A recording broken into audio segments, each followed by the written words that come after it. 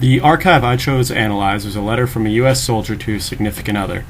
The letter was written on April 21st, 1941, making it fairly early in the war.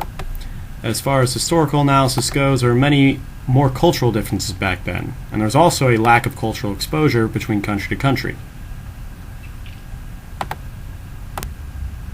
For example, you can look at where a soldier is talking about how the English soldiers didn't know what peanut butter was in lines 4 through 8.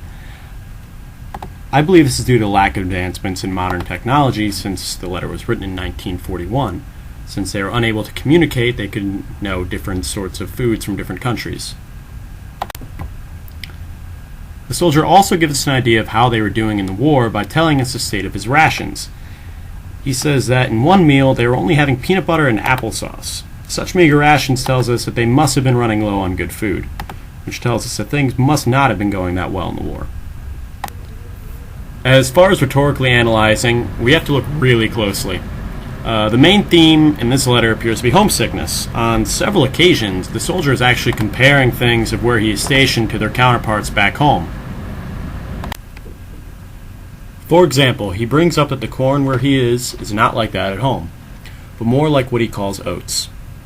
The soldier didn't have to say this in the letter, but he chose to, which leads me to believe that he truly is homesick deep down. Another thing I like to bring up is how when he has something positive to say about where he's stationed, he always follows up with something slightly negative. For example, he says the weather there is swell, but then follows up with saying it is a little too much like his first time he visited LA. When he says it's a little too much, it almost seems like he's implying that he's not happy in reality of what's going on where he's stationed. This tells me that he's also putting on a front of happiness to almost put the recipient's mind more at ease. In conclusion, although this letter may seem to be all a matter of fact, if we really look closely, we can find hidden meaning behind our soldier's words.